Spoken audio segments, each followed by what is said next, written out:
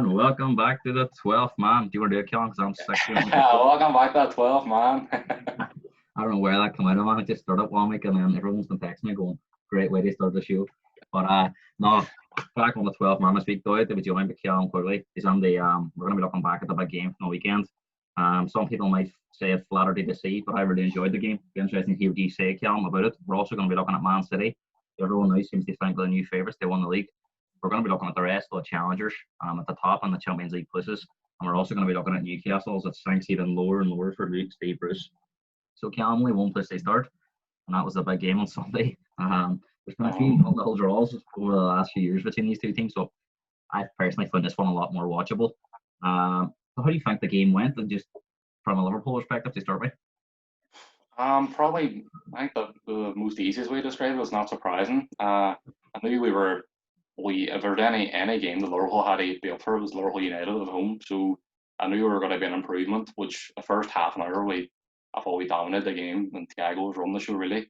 And then as longer as the game went on, now you were kind of saying like you fancy United, they had us in the counter and then they started getting the chances. And then to be honest, I kind of played out the way I expected it really. We weren't really much of a goal threat throughout the game, or one or two chances in the first half. You were saying like, doesn't matter when you go to Anfield as a United team, they're always going to start fast, and you always expect them that first half an hour to be under the cosh.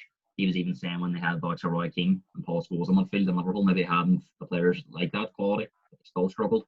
So it wasn't a big thing for him. And Carragher completely disagreed, and he thought that Liverpool were there for taking. But on that first half an hour, it was really, really good. In terms of performances, United couldn't get out. They couldn't even string two passes together. That's not because United were playing bad, because Liverpool put them under that much pressure. And I think one thing I look at when I'm coaching is trying to sustain attacks. And the way they sustained attacks in the first 30 minutes was incredible. You knew it wasn't going to be sustainable for 90 minutes. No team in the world can play at that intensity for 90 minutes. There was always going to be a spell towards the end of that first half where United were going to get a bit more of the ball and look a bit more threatening. I think after that first 30 minutes, United did start to get that more space. But and then first 30 minutes, I think over the last couple of years, that's when Liverpool have been killing games at times. I think if you go back 2 years ago, they're probably 2-0 up in that half an hour and the game's over. So that's a concern for you that they weren't able to kill the game enough in the first 3 minutes. Well, it's a concern at the moment, but at the same time, we've been so consistent for so long now where it's almost hard to criticise them, because you're saying like the past 2 or 3 years we've been 100 mile an hour. Gary Neville said last night Monday Night Football, and obviously you want them to kill the game off, but at the same time I think it's unfair to be too harsh on them because they've been so good for so long. But I think you're right in saying that we would usually kill the game off by our stage. I think you look at Firmino, we had 2 good chances, and they had a chance to pass to Robertson. They just wasn't as sharp as what they used to be, you'd say. You know what? See the one day Robertson, right? There was one, I had another one on the other side, I think it might have been Thiago. But the second one where Robertson was clean through, and he done it twice. That was really concerning, because Firmino was on the team to do stuff like that. He's not really a goal scorer. He's on the team. He sees that. There's no way he didn't see that pass. He completely ignored him. And I just wonder, is he reading too much on what the press is saying, what the media is saying about him not scoring enough goals, not having enough responsibility? Do you think that's maybe got it in his head there, and he's just right, I'm going to try and score the goal? I would agree, because as you say, he's not on the team they score, because the man in Sal is a goal scorer really. So as you say, he's in that team. They find that pass where no one else would find it, and you think obviously he's seen the pass. I don't know why. Maybe as you say, the media got on his head and he's trying to get that goal, but shit, it was a clear pass. Like I don't know why he didn't play it. Robertson was furious. He was right at him, you know what I mean? Because he ignored him the first time and then done it again. And it's that good a chance. I know Robertson's a left back, but he's a good striker of the ball, and he's done that much space. He's at least going to hit the target. He's going to hit the target, and he can't not pass it to him. Like. Just in terms of we've chatted about Firmino, I thought Manny, not that he had a really, really poor game, he wasn't involved enough. He was anomalous at times. I think when he had the ball, he looked decent. And he looked like he could do something, he didn't get enough of it. Salah always seems to get a lot more of the ball. Maybe because he drops deeper and he takes more touches, he seems to have a lot more of an influence, but he didn't really do anything of great substance. And it's just at the minute that front three just don't seem to be clicking. I just do think it's not that it's time to move them on, but I don't know if you watched end them on the football last night, but they brought up sort of the great front threes of the last sort of 10, 15 years. And I think Mourinho had Duff, Robin, and Drogba for 2 years, and then broke them up. Ronaldo, Tevez, Rooney were 3 years, they were broke up. I think at Barcelona, they've had numerous amount of front threes. They had Eto'o, Ronaldinho, Messi, Ibrahimovic, Eto'o, Messi, David Villa, Messi, Pedro, and then Suarez and Neymar have come in with Messi towards the end. So do you think it's possibly time now in the summer they move at least one of them on and try to maybe freshen it up a bit? I think he already has freshened up a bit with Jota. As you seen at the start of the season before he got injured, he was putting Firmino under pressure. We were talking about Firmino a few months ago, saying he wasn't in great form. Yeah. But the other two were Mane and Salah were scoring, so you're thinking, oh, is Jota going to replace Firmino? So it could be already on place, to be honest. But I think this summer is a big summer because as Monday Night Football last night, they were saying it's unprecedented. We're going on their fourth year now. He's a front three. It's never really been seen before. But I also agree with Gary Neville on what he said, that we've only lost or drawn a few games and they're chucking the front three out. So I think it's a bit of an overreaction at the same time. I don't think. And as you say, and I think this is the difficulty we managers have as well. You as a fan have a lot of loyalty to that front three, right? And you can only imagine the loyalty Klopp has did. And I think if you look at I'm not saying they're the same. If you look at Pochettino and Spurs, right? Going into that Champions League final, Spurs and Liverpool hadn't won a trophy under their two managers, right? Obviously, Liverpool were still a better team at the time, but you felt that Spurs had won that trophy, Klopp would have been under a bit of pressure. But Spurs sort of waited, and I think Pochettino had a lot of loyalty to the players. You could see that it needed a change. I think at Liverpool now as well, they're getting to that stage. They've been together that long. The team hasn't changed a lot in the last 3 years. All over the pitch in general, it looks like it's not gone a bit stale, but it's in danger of doing that. I think you could probably get away with it this year, but if you try to go again with the same players next year, I think you could encounter problems. And I think it's just something that happens. It's not saying that players maybe drop. It's just the fact that players need to see different players coming on. They sort of improve their own game, and I think Ferguson was the best at it. Even at United, he never stuck with the same team constantly. They always rebuilded teams. So do you think now it's a big summer for Liverpool, regardless of what happens this year? I think that was a conversation last summer too, because again, as a Laurel fan, we were talking about how good we've been the past few seasons, who do you bring in and who's available, and then we bring in Thiago and Jota, which is almost near enough the perfect summer, really. You get a world-class centre midfielder, and then you get a boy in who's a bit younger and who could possibly challenge a front three, which he's done so far. Yep. But I think it's an even bigger task now because the front three's getting down to 20s and there's going to be a natural decline eventually. And then it's the same with the rest of the positions as well. So it's a big summer now. This summer and next summer, we're going to try something, not rebuild, but trying to phase new players in. I think as well, it's just one of those things where you can see when Liverpool play teams now, teams sort of have an idea how they're going to play. They sit back I think Neville spoke about it really, really well in commentary during the game. Teams have sort of worked out a way to try and you've seen Robertson still getting loads of space, but they're not getting maybe as much space as they were in games. I think teams have sort of worked out that there's not. I know Thiago can do it, but there's not a lot of creativity in midfield. They're more to cover the fullbacks. Henderson might play the all pass, but when Eldon generally and they work hard and Fabinho works hard, and it's brilliant for the team. And their creativity relies on that front three. And if their front three isn't doing it, then the two fullbacks.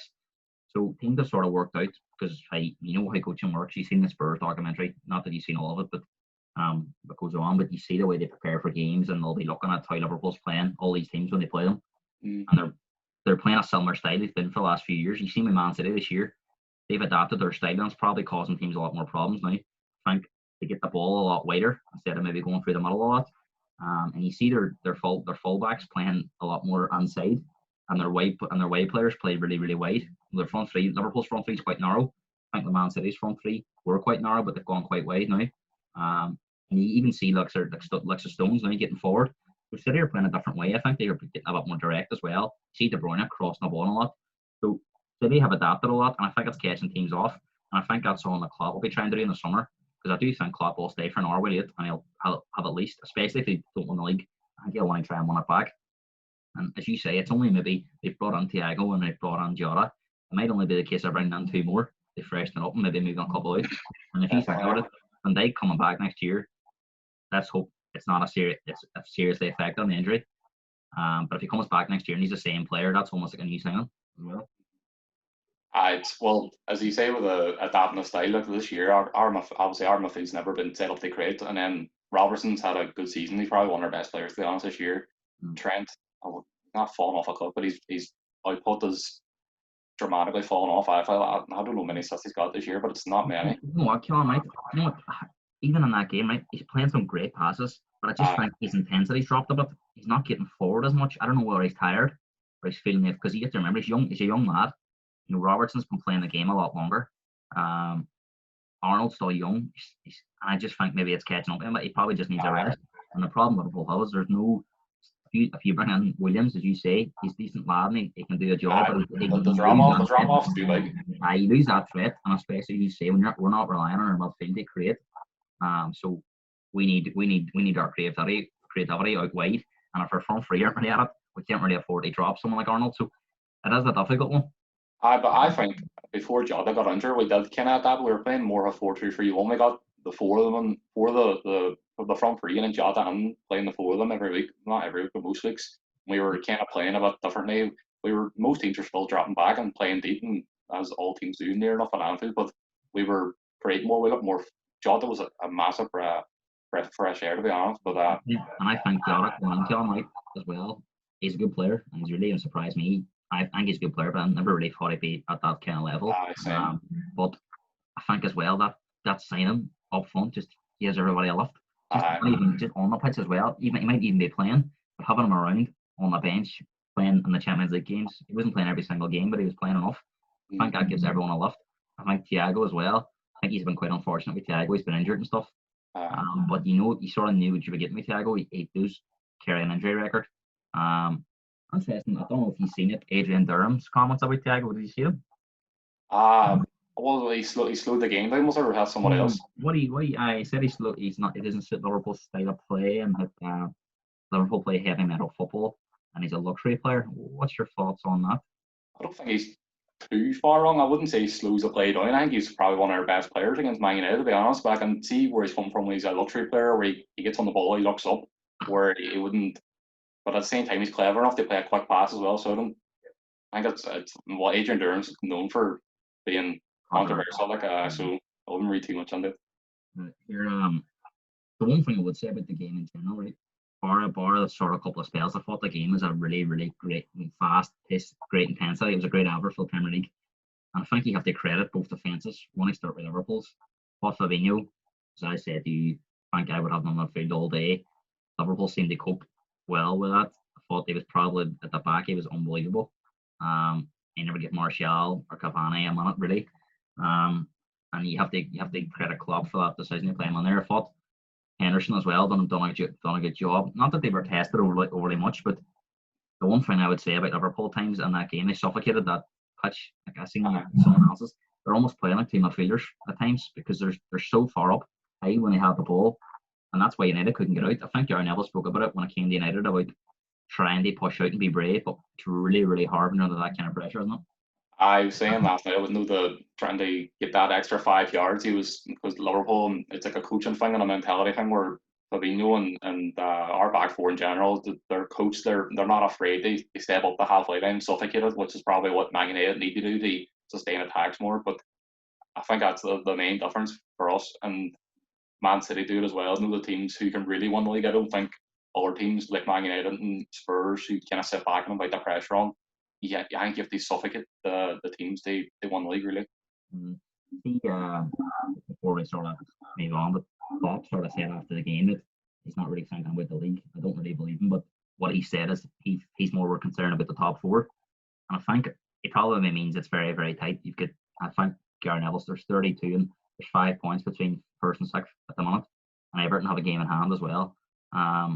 On most of the teams, so they could possibly escape up if they won that. But it is against Man City. But on the other hand, if Man City won that, they would go top. So whoever wins that game, it's going to end up changing the outlook of the table anyway. But do you share that concern? Do you sort of think that we're on a top four fight first before we can even think about the league? I think, well, we've done so well about the injuries, but if you asked any Liverpool fan when Van Dijk and Gomez got injured, you would say that's near enough our league done. Obviously our front three is good enough to kind of carry us, but now they've dropped off a bit too, so it's even more evident. Yeah. I don't think anyone's really expecting us to win the league now, to be honest. Yeah, obviously, what Klopp's doing there, he's trying to take the pressure off him. Mm. So, I mean, I'd be happy enough with top four this year because you don't know Van Dijk, no Gomez, that's seriously affected us, like, no matter what you think or who you support. So, obviously, try to take it how far we can go, like, but Mm. top four is alright with me. If you look at the results since he's have lost 10 players a lot, the only reason he's your solo players because everybody else hasn't really stretched away. So, in your opinion, the only way he's will be able to win is if all these teams stay inconsistent and you're only a chance towards the end. I see if City get a run of form, sure. I think their last 9 now they've won 7 drawn 2. Like if they keep that up there, they'll run away with it. We'll get the Man City in a bit, but just looking from United perspective of the game, sort of outlook. But I suppose we were chatting after the game in the group chat, and I was not that I was. I think some people were very critical of United how they played, but when I looked at it, right, and there's a few ways you can look at it, but when I looked at it, I think you're still going to Anfield. They're unbeaten since April 2017, so you're coming up to nearly 4 years. And they would have had injuries as well in some of them games. You know, they've not been able to play their best 11 every single week for the last 4 years. Now, definitely they wouldn't have as many injuries as they had on Sunday, but it's still a tough place to go. And as Gary Neville said, even when we went there and we were the better team, we would have always went to Anfield and thought, if we come out here with a draw, we'll be happy enough type of thing. We'll never lose the league at Anfield, and that's the way I looked at it. If United do lose the league by 2 points, they'll not look turn around at the end of the season and go, we lost it that day at Anfield. And I think that's where a lot of people looked at it and went, they should have went for it a bit more. But if they go for it and lose, then it's a massive, massive loss for them. So how did you see United's approach, and do you think Ollie went about it the right way?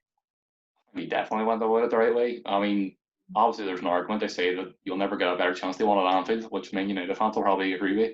Obviously, Fabinho and Henderson centre half, you're thinking they're not in great form as a team, and then Fabinho and Henderson centre half, so you're thinking we can get at them really. But as to be honest, I think they did play near enough a perfect game. They sat back. You never really expect them to dominate the game. Not the United don't really get much possession at Anfield, near enough as any team. So they near enough played the perfect game, I think, because they sat back. They defended well. Thought they defended. Maguire was excellent, and they got their chances. They just didn't take them. On another day, they walk away with 1-0 or 2-0. It's an Ollie masterclass at Anfield. So I think them first are, very difficult from the start. You say if they take them risks and do, maybe as Gary Neville says, be about braver. Have to be a very trained and coached system, because if it goes wrong, you're in trouble. If you go 2-0 down against Liverpool, for example, you're not going to get back into the game, because they would have shut the back door. You know how good they are defensively in general. So no, I think he went about the right way. I think where you could possibly look at him being a bit braver was maybe in the second half. You could see Liverpool were getting, not to say tired, but the intensity in their game had dropped, and you've seen that's where the chances started coming. The game was stretched, and they maybe possibly could have went for a bit more. But I still think Ollie thought, you know what, we're going to get a couple of chances. See if Pogba or Bruno take 10 chances, we won the game. If not, then you know what, we come out here with a draw. We had a draw before the game. For me, it wasn't a big thing. I think a lot of Liverpool fans were just looking for, we didn't win the game, let's blame Ollie for sitting back. But you think about the Spurs game when they went to Anfield, United were a lot more adventurous than Spurs were. Spurs really sat back for the whole game, bar a 10-minute spell where they got a couple of chances to start the second half. They probably had enough chances to win the game, but in general, Liverpool had them completely penned back for the whole game. I think in that second half, United did get out a lot more and cause Liverpool a lot more problems than Spurs did. So that's why I try to put it into perspective, where I don't think they were that defensive in the second half towards the end. I mean, you could even see they were taking full ones quickly. They were trying to get the ball going. I would say Spurs were nearly more attacking, and when you came to Anfield, to be honest, I think you had better chances. But I don't think we went for it. I mean, Spurs were trying to go for it. Spurs were trying to run the clock down towards United, weren't trying to waste time, or you see Pogba was trying to get free kicks. I know they wanted to win the game. Like they won the game. Spurs were not happy with a draw. And that's just different phases as managers. But the one thing that's coming to the game, and I defended this player a lot going under the game. I've seen a lot of people were saying he doesn't do it in big games and stuff, and I think it's harsh to criticise, but because he has been doing so well since he went to United, but he did have a really poor game. That was Bruno. So do you think he's still got a bit to prove to be considered sort of that world class midfielder like a De Bruyne, You know, or is it just you can't expect them to dominate the game at Anfield when United haven't really got the ball? I think you look at it two ways, to be honest, because he's came on, he's completely changed Man United. Obviously, like the goals and assists he's been racking up, you can't deny that he's not been an influence. Obviously, he's changed everything. But then the other argument is, no, they're kind of United fans are kind of building him up to be this world class player, which he's probably not far off. Yeah. And the best players show up in the big games, and he hasn't really done that so far. You think about the 2-0 in the cup semi final, didn't really have a big game, and then didn't have a big game on Sunday. So you kind of look at it both ways. Since he's come into the league, I just seen the stat. He's only scored one goal against sort of big six teams, and it was a penalty against Spurs in a 6-1 defeat. So there's been no assists. But if you look at United's record in the big games since, especially this season, they haven't been a big team. They lost to Arsenal, lost to Spurs, drew with Chelsea, drew with Liverpool, and drew with Man City in the league. So 3 draws and two defeats, and they've only scored a 1 goal as well, and that was against Spurs. It was a penalty. I think they lost 1-0 to Arsenal, 3-0 to City and Chelsea, 3-0 with Liverpool. So they're not been scoring goals in their big games. So when you look at it that way, and do you sense? I think Gary Neville said this as well. Do you really see in United's playing and their sort of team? Do you think they believe they can win it? Do you think they sort of think, how are we here? How are we top of the league? It's hard to say, to be honest. I would say I don't think they 100% believe, because I think when they were talking about it last night, I think that if they really really believe, they probably would have went and won the game at Anfield. Then was Gallagher was saying about how they should have been able to sense that Liverpool were kind of eased up a bit, the intensity wasn't there, and go take the games out. Just before anyone's we're not criticising them for not believing. A lot of people believe he can win mentality wise. You say they haven't been a big team in the top 6 this year. And they've lost all these semi-finals without the Champions League, so they've had a lot of confidence knocks. I think one thing you can credit them is they've always bounced back from it, and what they're showing us, maybe it doesn't mean if they go through the next 19 games and don't win the big games but beat everybody else, they probably might have enough they want it. Who knows? But you still think they have to go out and make a big statement victory. They haven't really had a statement victory, and that's the one thing I think Gary Neville's question is have they got the mentality to go and win? And I think that's still the question mark over them. And it's not a criticism, it's just something that they probably have to try and prove themselves more than anyone else. Because obviously they go away and they get a result of Burnley, which they may or may not get a couple of years ago, but it's trying to do it against the top 16. That's where you really get the mentality, you get the belief from out there winning the big games. No, definitely. But as you said, at the minute after halfway through the season, they're still top, so it'll be interesting. But if Man City do pick up, we're going to be chatting about them in a minute, but if they pick up, I think the second half of the season, all these teams will have to get a lot more points than they've got in the first half. So, just on Man City, they're looking pretty strong at the moment.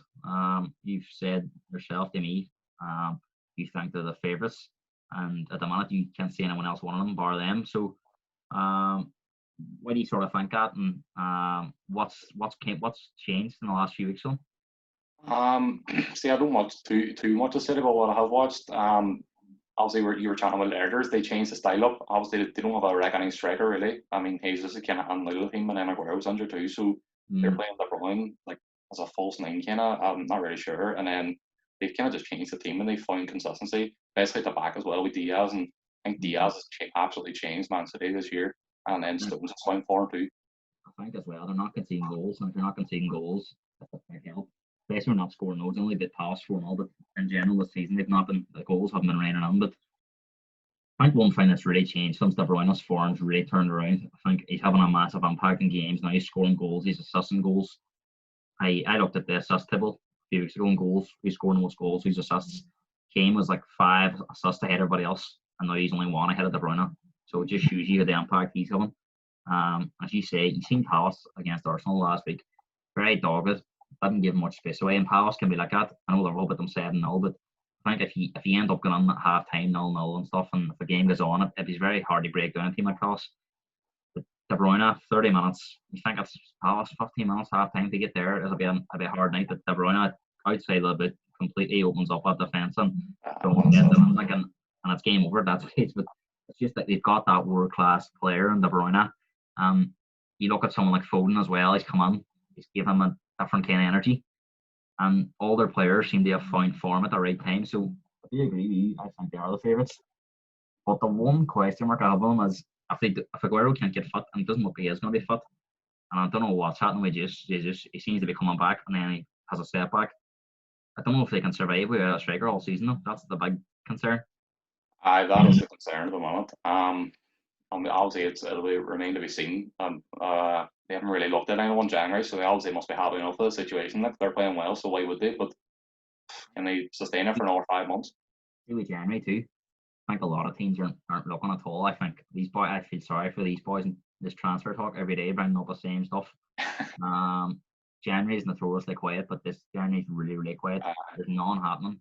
There's no links really happening. I think with COVID's really hit a lot of teams hard, and they're just going to wait until the summer. So honestly, I don't see any, especially any of the big teams, signing anybody.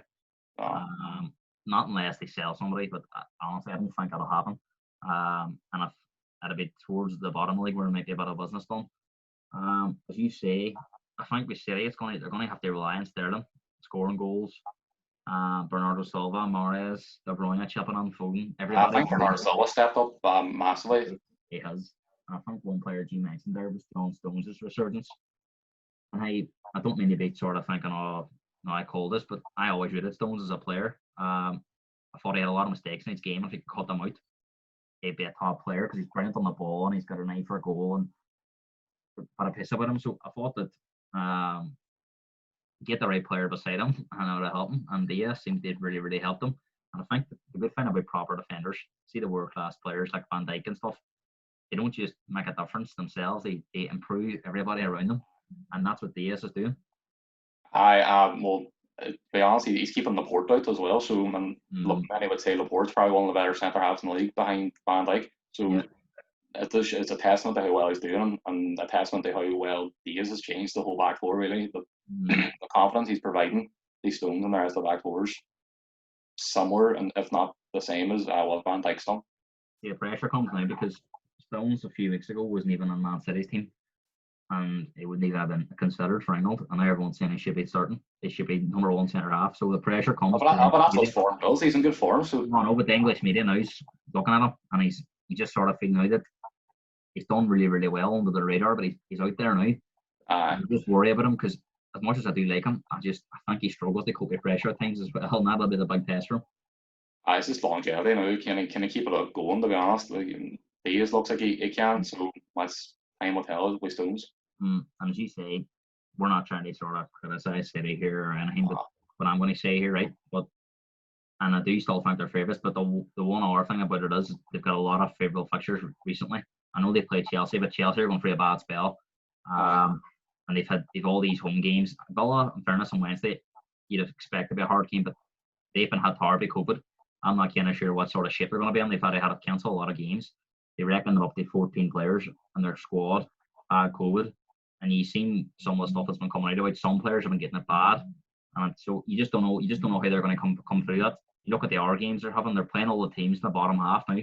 I think their next five like Burnley, West Brom, Sheffield, stuff like that. There, so they've good games now. They can get a run of form, keep the form going, and get the points up. Looking at their fixtures, their next 4 or 5 before they go to Anfield, they should all win them. Definitely. Anfield will be the big test, but to be fair to them, if they won the next 4 or 5. And these our teams start dropping points, then doesn't really matter. Probably afford a defeat at Anfield. So no, it's just a really interesting league at the moment. But moving on to the rest of the sort of teams that are sort of on there. But we're going to start with Leicester because Leicester's sitting there second.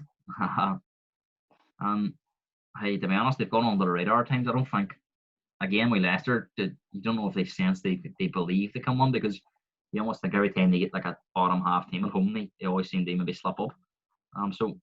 Or is that just because they sit so deep and then they struggle to break them down? What is it with Leicester? Do you see them as challengers, or are they more of a top 4 target? I think they're more of a top 4 target. Obviously, the league table doesn't lie, they're second, but it's kind of the same as United. Do they really think they believe they can go on and win the title? Like, are they as good as Liverpool? Are they as good as Man City? I would answer no, really. But I don't know. You look at Leicester as well. I think it's the same with all them kind of top 4 teams, like yourself, Spurs, Leicester, Man United. Like the table would suggest that they're on the round there, which they are. But are they really though? Like I don't think they're. If you look at them play, you don't say they're title winning teams. Like Nah, and this is the thing. It's a really, really strange season. But the one thing I was saying, right, if you go back to the year Leicester won it, right, nobody was really consistent that first half of the season, to be honest. There was about 6 or 7 teams as well in the mix going into January. And then I think Leicester, Arsenal, and Spurs kind of broke away. And then Arsenal fell away towards, and then Spurs really fell away at the very, very end. But it was sort of Leicester Spurs for about 2 months going at it. But Leicester found consistency in them last sort of 19 games. And I think that's what you're looking at now. There's been teams that have went on runs of sort of 10, 12, 13, 14 games. Maybe not the best ever teams, but teams can go on runs because it's not a full season now. You're looking at half a season, and you might only have to go on a run of 10 games, and you could, if you won your next 10 games, for example, you could win it. So, and I think that opens it up for a lot of teams, and that's why I think Leicester's got a chance. But if they can just sort out them home form against the bottom teams, they have a really, really good chance. And I think a lot will depend on keeping Maddison and Vardy and Barnes fit. I think Vardy lumped off there at the Southampton match. So I'm not sure if he's fit for the Chelsea game, but he'll be concerned. But it seems they always find a way to play, even if he has a fair injury. But Tielemans has been a massive player for them. I think he dominates games in midfield, and I think a lot of their chances will come down to keeping their main players fit. I think that's the case with Spurs as well. I think if you look at them, Kane and Son, when they're I think it was Merson said it in Sky Sports there. If you keep Kane and Son fit, you'll always have a chance they win games because they're quality players. But I think again with Spurs, there's just nothing you just don't really believe, even when they. I think it's the style of play, the defence. Obviously, Mourinho's not confident enough. It's because of the way he plays. So you look at it as well. Like there just doesn't be a belief there. Right. I look at it right.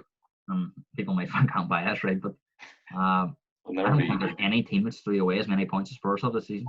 See, in terms you look at the games, that's typical Spurs. Spurs always do that. I know, but I even thinking back to against Leicester and we collapsed towards the end, but there was games in that midway through that season where they threw them away. And if you look at all these games, Spurs were dominant in the first half of games, and then I don't know where people are saying all these players are coming out. Kane and Sissoko saying it's us sitting back, not the manager. But then you just don't know whether that's the truth. But Mourinho said the other day, I tell them at half time to kill the game, be attacking. And at the end of the day, you just don't know what's being said. But I just find when Kane's, I don't know why Kane would lie about it.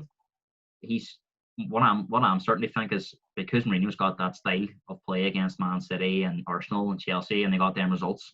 I don't know where the players sort of think, geez, that worked for us against them teams.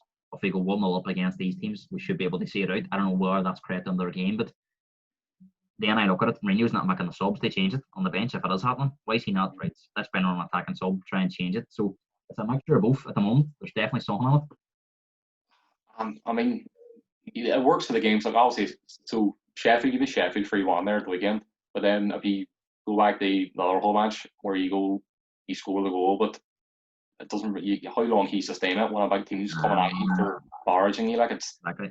Get the last sort of 5 minutes and you're 1-0 up. Fair enough, you try and hide, but you have what you do. But doing it for the full half, it's I think when it works, you credit it, but when it doesn't work, you're thinking, where's plan B? Where's the back time application? Against Sheffield, right? We were 2 up, right? And at half time, you're hitting game over. Come out the second half, very defensive. Couldn't really get out against Sheffield, letting them dominate us. I thought you got the same against Fulham too. You scored a goal and you just sat back. Sheffield scored a goal, right? McGoldrick scored a header, and all of a sudden you're panicking. And then 2 minutes later, Dembele scores that goal and gets them out of trouble. That's not going to happen every week. I think if we don't get that quick goal, 2-1, we're in serious danger of drawing another game because Sheffield will come at us. Of course. If you say we Fulham, I really thought that the Fulham game was, they have to learn them lessons now. It's happened too many times. They dominated the first half against West Ham, threw it away. Wolves the same, Palace the same, Fulham the same. So it's happened too many times now. And I look at them games, and of course, them teams might have improved in the second half, but Spurs should have won them games. Now I'm thinking if they had won them games, they'd probably be top. They'd be in a different sort of situation now than you are now. And this is the thing with Spurs. I think if they're not going to change this way of playing, so it's going to come back and haunt them. Even when you get a couple of victories, you're still going to say, right, they could be at home to Burnley. Spurs go 1-0 up there and they don't get a second goal. They'll be under pressure for the whole second half. And this is the problem. I mean, that's just Jose. That's the way he plays, like, isn't it? I don't really know what they say. It is going to catch up with you eventually, isn't it? Like, very difficult to sort of pinpoint him and say it's definitely him because we don't know it. But it's definitely someone else. He's definitely having something to do with it because he's the coach. So you have to point the finger at him, do you not? But then Kane's coming out and saying we're sitting back, we're trying to have a bit of hold. And I'm saying, right, if that is true, the manager needs to do something to try and change that. And it's a factor of both at the moment. I think Kane just doesn't want to cause a divide. He's not going to go against the manager, does he? Definitely, he doesn't want to go against his manager. But what I think as well, Spurs are so desperate they won. Them players are desperate they won. I think the cup final against City's probably your biggest game. Massive, and I think the players are going to be very nervous for it. And you know what? Like, that is a game where Spurs aren't going to have the ball, so it's going to be very, very defensive, and it might work because it's been working against City. But you feel psychological. They have to win that final by hook or by crook. They have to get over the line because it's killing them. Even in these games. It could kickstart you, to be honest. If he's won that there cup, even though it's only a cup, really, it'll be a massive fuse. And then next season, you could probably go on and do bigger things because I think it's just it could be a mentality switch in straight away. I never won all against Leeds for most of the game, and they were able to sit back and hold it out. So, in a way, right, there's teams that do it. I think because Spurs have done it, it's not worked. It's a few times now. It's been highlighted, but I'm looking at our teams that are doing it. Burnley are quite good at it. They can go 1-0 and see out a result. Spurs just can't do it. So there's a mentality thing in there. I think it's a mix of mentality and then just not having the right players for it as well. I don't think. As good as Dyer's been, right? As good as Dyer's been in games, he switches off too. And I think there's always a mistake in him. I do think he's played well this year, but there's always a mistake in Dyer. It can be excellent, and then one moment it can cost you. And this is the problem. But all our teams we've been sort of looking at, they're Everton. Again, with Everton, I just think they're soft touching. You're waiting for them to get rolled over. I think that game against West Ham on New Year's Day, that was their chance to go within a point on the top, and they blew it. And you sort of think as well, they'll probably be thereabouts, but you don't really see them as realistic title contenders. Definitely not. No. It's not even me being biased here. I don't think anyone really is looking at Everton thinking title contenders. I mean, Dominic Calvert-Lewin's had a class season, but he's by way of hamstring injury now, isn't he? So James is always injured. Allen's out. I think they've been unlucky with injuries, to be honest. But you look at their team, and I mean, maybe it is a good team, but I don't think they're. You don't look at them. They have a chance of top 4, or do you think they're more top 6? I think they're an outside chance of top 4, but realistically, I think you're looking at top 6 with them, really. And then Chelsea was the other one I sort of wanted to look at. They've been floundering a bit. Even against Fulham, I thought Fulham played them off the park for the first half, and then the red card really helped Chelsea. And even then, they didn't look like they were going to score. They really, really didn't create at all. A lot of players short in confidence, I have to say that. Now, in fairness, you can see they're down the dumps for the results. Maybe that one against Fulham will help them. I think Mason Mount's carrying them a bit, to be fair. I think he's a good player. And he scored that goal, it's easy to say that, but I think in the games, he's been their best player in most of the games. Where do you see them finishing, or do you think it's very hard to judge because they could turn it around? Because they have the players. It's near enough impossible to predict, to be honest. But you look at their team; they are lacking confidence. I think Timo Werner's he's too good not to eventually find a bit of form, and then. No, what they want to do is he always even striking the ball and stuff, and some of these things he's overthinking everything. He's really short of confidence. And then he doesn't know whether they play Giroud or Abraham, and then I think Ziyech's a great player. See when he's on, I think he's probably one of their best players that can kind of great for them. But against Fulham, he's short in confidence too because he's been chopping and changing. I don't think Frank knows his best 11 at the minute, and it's tar from because they're not fighting for him at all. You know what it reminds me of? Remember that year Spurs brought on 11 players? There's I said to me that. It reminds me of when Spurs bought the 7 or 8 players. They look like they're a soft looking to get rolled over.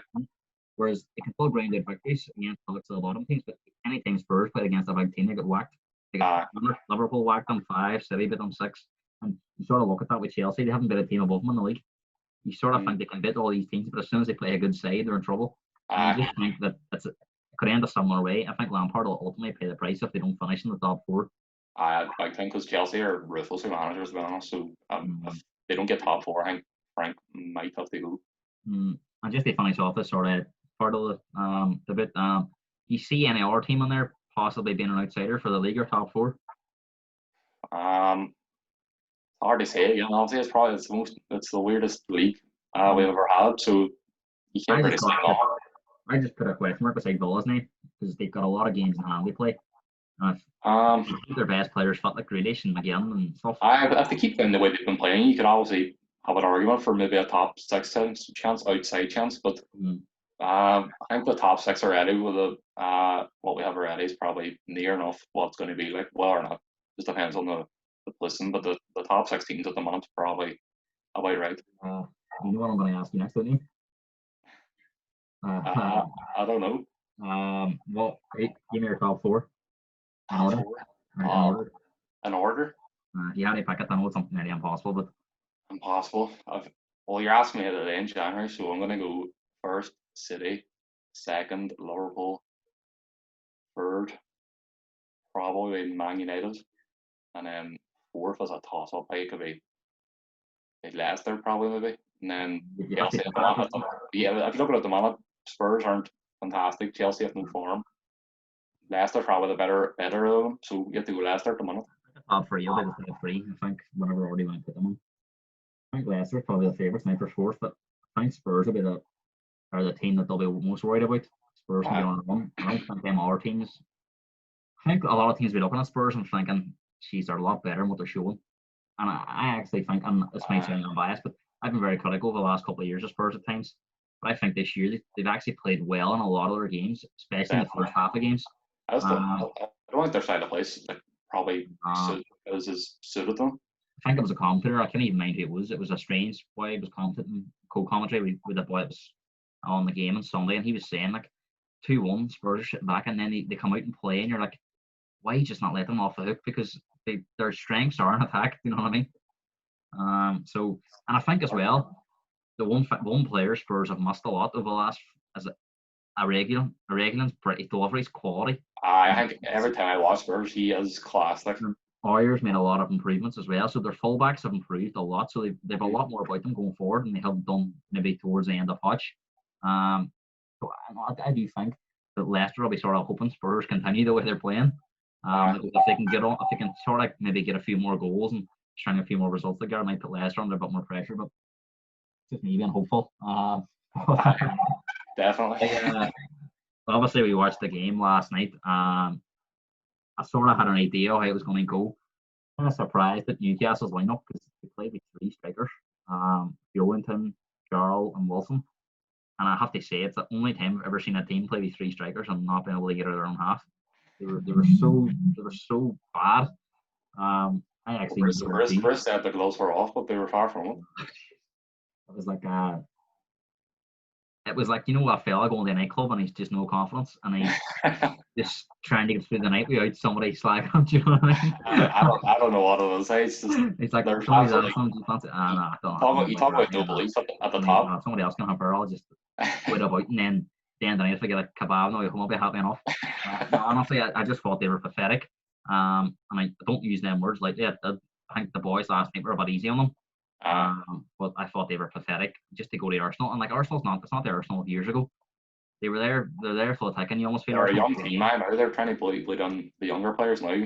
And you look at Newcastle and you talk about United and Leicester and Spurs all in teams. Do they have the belief? There's absolutely zero belief in Newcastle at all. They're lining up and they're thinking, I don't know what they're thinking. This nil. They put their bit before they go out on the pitch, and this is a big issue. I think it was they're always looking to go backwards and stuff, and don't really fancy getting forward. And if they do, it's just a lump forward into the corner. And like you think about Newcastle, right? Think about the 90s, and obviously it was just before we were born, or maybe towards when we were just born, which we wouldn't remember. But you look at the like Premier League years, and you see the players they had and the way they played. Even in the 2000s, early 2000s and stuff, they were always in the top sort of 6 or 7, and they were a decent team to watch and stuff. It's got so bad so recently. And if you look at it last night, Bruce just looks completely devoid of ideas. And I do sort of look at it, and do you think he's a scapegoat? I mean, obviously, since he's a manager, you have to point the finger, but I do agree with that. I think the problem is more than the manager. Obviously, the takeover and what's right now there. I think they need new ownership, to be honest, and it's been like that there for a while now. So it doesn't matter really what manager is on there; they're going to be the scapegoat at the moment. It's like It's a company that's failing. You just keep changing the manager, and it doesn't matter who you bring in. It's just not going to turn around them. It's just like It's more than a manager. I think it's a whole club really. They need Mike Ashley out as soon as possible. And the thing about Paul Newcastle, I know he managed Sunderland and stuff, but he is a Newcastle fan. It's bound to be hurting him as well. Yeah, He's in the club, and you look at him, and he's after the game. He's like, "I'll try and change it." And I don't think he can do much, to be honest. The players don't look like they give a shit, to be honest. They just don't look like they're interested. There's no belief there. Characters like Shelby in there, and you know what Shelby's like from Liverpool. He's the kind of boy that's you want around the team, and I think Carroll looks well past it. Wilson was used to a team that played differently at Bournemouth. And yes, some of the defenders. They spend so much on their forwards as well. Like you look at Joelinton, 40 million. Wilson, I'm not sure how much he cost. Fraser, there's good players on there that can. Joelinton just looks. I don't know, but they look at Wilson and Fraser signings. I thought were good enough, but they're just I don't know. Like you look at them, you're thinking, is there ever going to be a goal here? Do you think the players accept it? That they're just not going to. No, they're not going to stay in the league, and they look like they're ready. It's hard. I've been I obviously said it a few times now. There's no belief. Obviously, they're professionals. They're going to want to change their performance, but I don't know. I think it's hard to come back when there's that much going against you. Only one goal in the last 8 games in all competitions. And that's a really bad. If you can't score goals, you're going to struggle. I think the one thing for the team that's sit back so much, they can't defend either. I think that's what Carter was saying last night.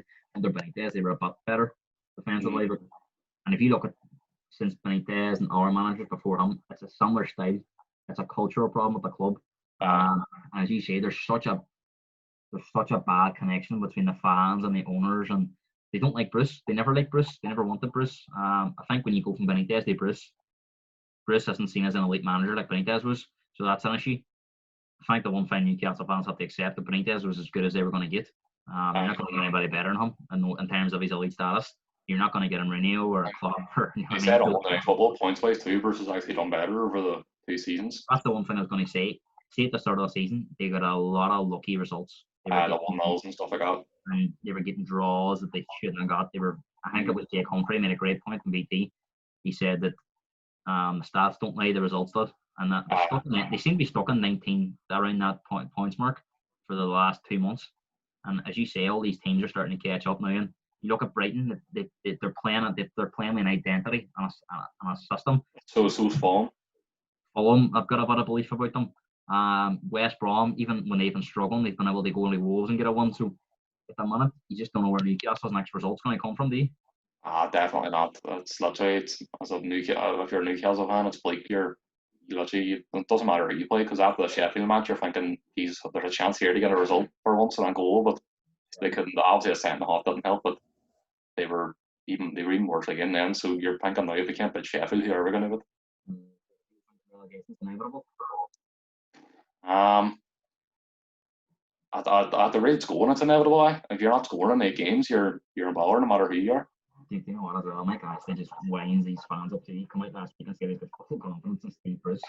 And it's just another reason for the fans to hit him, because they're looking at the performances and they're like, you know what, they could change the manager and you might get some sort of bounce, but you're going to be in the same situation after a few games, because I think they're lucky there's no fans on the ground, because if there was fans on the ground, Bruce is gone. There's something badly wrong with the club. From the top to bottom, it's rotten. Like, and you need to get. I think it was one of their sort of bloggers I was watching. She was on League Honor show, and she was saying that the problem is if we get relegated, the takeover's off. So they need to stay in the league. They have to stay in the league. They get the takeover done. I think this was something that I said last night to you. Newcastle went down before and bounced back. I don't think they will bounce back this time. And she was saying the same. She was like, I'd be more concerned if they go down the League One over Sunderland are. So that there is a fundamental issue there, and there's something that they're going to have to try and address. Even try and grind out a few results to get them to the end of the season. It's fear at the moment if you're a Newcastle fan, because I do agree with it. If they do go down, it'll be very, very tough when they bounce back up with a manager and the owner, because the takeover will be off then. So who are they? Who's going to take over them? And I don't think any Newcastle fan would back Bruce to take them back up here. So it's fear. No. Hey, just to finish off the show, we're going to get into the predictions. There's midweek games this week. big game. Oh, big game tonight. The first game was West Ham against West Brom. 6 o'clock kickoff. West Ham are going on the radar. They've got a few good results. They seem to be results. They seem to be beating teams. They didn't draw a lot, but they seem they won. They seem they won and lose. So I think they're making a few 1-0s. Nicking ones. I think we could maybe use a bit of David Moyes tactics. But West Ham against West Brom, Big Sam obviously going back to West Ham, they hit him. Obviously just Big Sam. But how do you see that go? Just on the way of West Ham's playing, probably obviously West Brom got a good result there against Wolves, so they'll be up for it as well. One thing I would say about those games like this, they get 2 penalties, something like that. You're fortunate to say at least, like. Probably. I'll go 1-0 West Ham. Just I think a bit boring, like, but they'll make it. Well, it won't be a great game. West Hamers have a knack of getting results. But I do think this will be tight, so I went 2-1. West Ham. If West Ham won that, they'll be looking at possibly going into the top 6 now. So they'll be thinking maybe we've an outside chance. Big game this evening, Leicester against Chelsea. I think this is a massive game for Leicester. I don't think he can. It's not that I don't think he can afford a defeat. I think if they get battered, like an our City job, they can be 2 or 3 goals and they're totally outplayed. I think the pressure will be really, really on them. I think the Fulham game. It's a big game for both teams. I think the Chelsea fans are starting to, even the game against Fulham, a lot of Chelsea fans were saying we were very fortunate. So, Frank's been no means out of the woods, and I think he'd be bang in trouble if he lost this one. Leicester against the big teams, if they're doing really, really well, aren't they? So how do you see it going? Leicester at home here. I think just on the way Chelsea's playing, it's hard to look past Leicester. I think Chelsea might score. I'm going to go for a 2-1. I think it's a massive game for Lampard if they don't get a result, as you say. They're in bother, I think. No, well, I've gone 2-1 as well. I think Leicester will have enough to get. I just think Leicester have an identity about them. I think they have more belief in them too. The more belief in them. I think they have a way of playing. Like you see them when they get the ball, they kill him, and he looks wide for Barnes, and Barnes runs at them, and Vardy's running off him. They know what they're doing. And I know Lampard's not been there as long as Rodgers, but I actually think Chelsea last year had more of an identity about them. I think all these players come on to really confused it. And as you say, chopping and changing a lot's really, really. I know why he's doing it because he can't find a front three that he believes in. But at some stage he's going to have to try and stick with it because it's causing a lot of problems for the midfielders as well behind them. Because when there's no consistency in a team, it doesn't matter really who you play in midfield and defence. If there's no consistency up front, it's hard for the team to get a bit of rhythm going and find that identity, if you say, with Leicester. I think as well, if Leicester won that, they need to go top. Exactly. I think Leicester will be well for them, right? Moving on to Wednesday. Man City against Fulham. I think this would have been a great game. I'm not sure what kind of shape Fulham is going to be in. As I said earlier, City at the moment got the butt between their teeth and there's no let up. So how do you see it going? I think it'll be a City walkover, to be honest. I don't think they'll be. And they haven't played in a while as well, for that. Their first team, so I think they might be off a boil a bit. If it had been a few weeks ago before they got all the COVID stuff, I think it would have been a great game, to be honest. But, it would have been a game you looked at and thought, this is a real test for City. Let's see what they're made of. Let's see what they're made of. But I think City, just the way they're playing, they probably go 3-0, 2-0. They really have ball at the right time too. Like it's just perfect timing for the fixtures. I have gone for a 3-1 City victory. Fulham United, I think that's the game after. That's 8 o'clock, so actually Wednesday's being the start of 2 Manchester teams in action. So I think City could go top as well if they won that. So United could be sitting maybe third by the time kickoff comes, and if they won this, they go back top. So away to Fulham at the moment. I don't think it's so much as a shoe, as people might think, the way Fulham's playing. Fulham, if you look at the game Fulham played the first game of the season against Arsenal, they looked destined to be relegated. They looked so ill. They were out. I think it's just something I spoke about on a few shows ago. Might have been me or somebody else, but I think sometimes when teams come up, it takes them a while to get their grubs to the league. And eventually they become less naive and a bit hard to beat. I think Fulham actually have some quality in there. They've brought on a few players towards the end of the transfer window in October. And if you look at Lookman, he's a player, right? So I think he gives them something that a lot of playing teams at the bottom don't really have. Someone that can beat players and drive at teams. And I think this will be a hard game for United. But Fulham have a couple of injuries and that suspension to the left back. Don't know how they'll cope. How do you see it going? I mean, it won't be easy, but I think you have to look at United here. Probably go for a 2-1. It won't be an easy match. They might end up with a draw, to be honest, if they don't take their chances. So I think if they take their chances. You know what? I find it very difficult to go against United away from home. They're unbeaten in a year away from home in the league. So I think for that reason, I'm going for a 2-0 win, but I don't think it'll be easy again. But I think they'll take it over. Yeah, a proper grind. And then your boys are next on Thursday night against Burnley. And hey, this is a massive game for you. I think this is a tough one. If you look at these results, and as you say, you don't know how it's going to go. There's so many. It's such a strange season, but you would fancy City near they won. So come to Burnley, you sort of have to think we need to win this to stay in touch.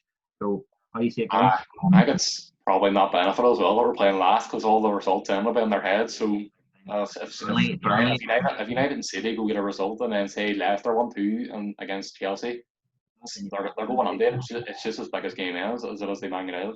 I think they Burnley, right? They're always better playing them start. They always say they start really slow. Season goes on to improve. I don't know where that's on maybe they're training or something. You always seen it with United years ago. January and stuff, they used to kick on.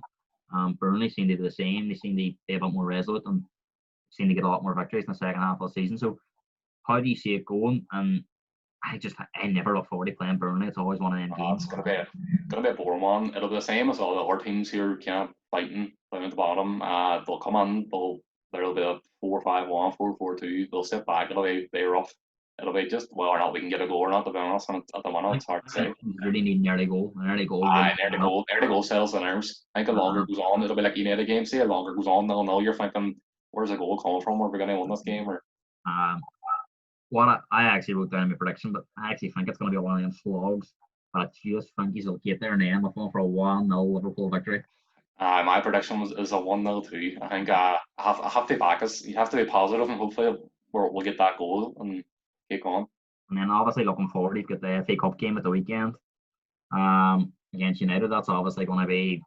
I don't know how. I sort of think, and whoever loses that game at the weekend might go a bit stronger to try and maybe get a bit of revenge. But the fact it was a draw, I don't think both teams will be that bothered. I think not that they'll throw the game, but I think if they were to, at the end of the day, there can't be a draw in this one. It'll go to extra time penalties, so somebody will have to lose. How do you see that? How do you see that go? Do you think you make changes for the Burnley game, or do you think Klopp will say, "No, Burnley is a must-win, and we'll make changes for the Liverpool game or for the United game"? I think he'll be prioritising the league, to be honest. I think Burnley's a must-win game. I mean, obviously, United's United. You obviously want to beat them no matter what game it is, even if it's a friendly. You want to beat United, like. So, I don't know. I think he'll go strong enough. He might drop one or two, maybe no bring in Jones or something like that there, but I think he'll go strong enough away to United. He's at Spurs away in the week after that, so that's another big game. And you'll look at that. You'll be thinking about that too. So, just on the outlook, how do you see it going for next? Do you think these next 3 games are huge for them? It's a big week from Thursday to Thursday, to be honest. Burnley, you have to start it off right. If we don't get a win against Burnley, I think they'll be low on confidence going into the cup game, and then depending on how that goes, the Spurs game's going to be frustrating as well because you already know they're going to be sitting back. They're going to be frustrating. How can you break them down? So it's a massive week for us, to be honest. 3 results. Lockdown, how's lockdown going for you? It's boring. What else can you say? Really, like it's just. Well, you know it's bad when the 12 man say highlight of the day, isn't it? I to be honest, just before I go, actually, I do wish I'm getting messages over the last couple of weeks just from people saying they're enjoying it and stuff. See, after that last podcast there against Liverpool United, the amount of people texting and stuff and saying they're really enjoying it. So that's what I was hoping for when I started. So no, really good stuff. And just anyone that's watching, and if you don't really know me that well and you'd like to come on, just give me a text and I can see if I can sort you on for a show. But no, Calum, thanks for coming on. Really enjoyed the chat. I'm sure I'll see you again at some stage. Of course, I'm doing nothing else. But no, hey, stay safe over the lockdown, the rest of the lockdown. Hopefully it doesn't go on too much longer. But it's looking bleak at the minute. So, hey, as I said, top man, thanks very much. Cheers.